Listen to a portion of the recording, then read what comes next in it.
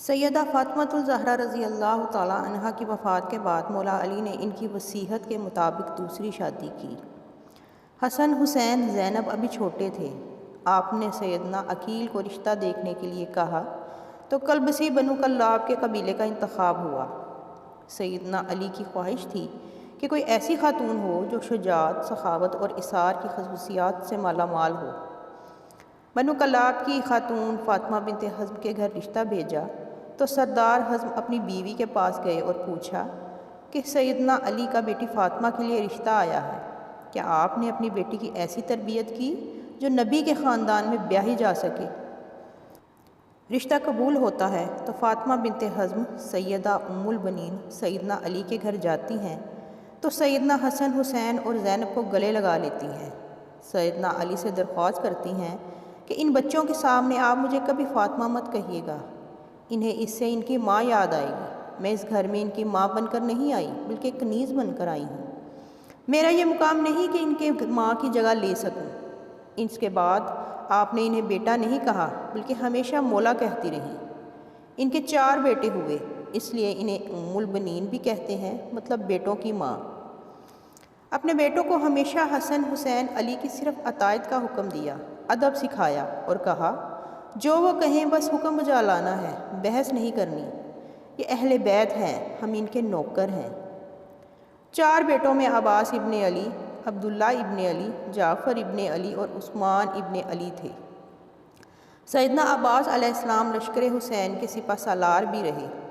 شجاعت میں یہ ایک مقام رکھتے تھے، دونوں ہاتھ سے تلوار چلاتے تھے۔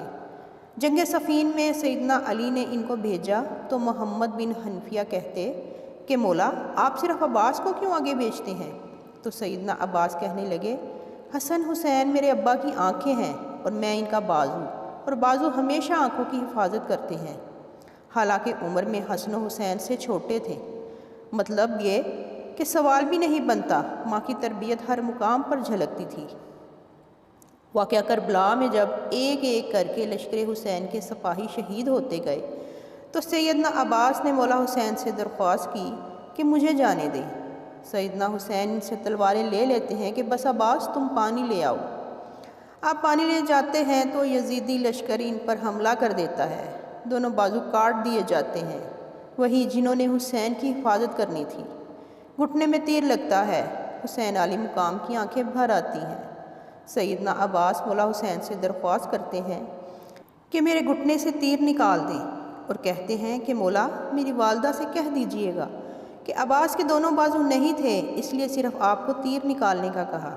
یہ وہ ادب تھا، وہ اطاعت تھی جو سیدہ ام البنین کی تربیت تھی، جنہوں نے ساری زندگی نبی کے اس گھرانے کی کنیز بن کر گزار دی۔ آپ کے 4 بیٹے اس جنگ میں شہید ہو گئے۔ علی کے 5 بیٹوں نے اس میں جام شہادت نوش کیا، جس میں 4 سیدہ ام البنین کے فرزند تھے، جو لشکر حسین کا نہ صرف حصہ بنے بلکہ امام علی مقام پر اپنی جان تک قربان کر دی اور ساری عمر کبھی زبان پر کوئی سوال نہ لائے۔ واقعہ کربلا کے بعد جب قاصد خبر لے کر مدینہ منورہ پہنچا، سیدنا ام البنین کو جب بیٹوں کی شہادت کی خبر ملی تو کہا عباس شہید ہوا، جعفر شہید ہوا، عثمان شہید ہوا، عبداللہ بھی شہید ہو گیا۔ فرمانے لگی سب چھوڑیں، میرے مولا حسین کی بتائیں۔ تو بتایا کہ وہ بھی شہید ہوگی، تو کہنے لگی میرے بیٹے بعد میں شہید ہوئے مولا حسین سے؟ تو بتایا کہ نہیں، وہ پہلے شہید ہوئے اور مولا کی حفاظت کے لیے خوب لڑے۔ تو شکر ادا کیا انہوں نے، بے شک حق ادا کر دیا۔ یہ وہ ماں تھی جو اہل بیت کے مقام کو سمجھتی تھی، جس نے اپنے سارے بیٹوں کو ساری عمر صرف اطاعت سکھائی، ادب سکھایا، خود کو اس گھر کی کنیز بنایا اور حسن و حسین کو بیٹا نہیں ہمیشہ مولا کہا۔ خدا ہم سب کو اہل بیت کا مقام سمجھنے اور اس ادب و اطاعت کی ہدایت فرمائے جو سیدہ ام البنین نے اپنی اولاد کو سکھایا۔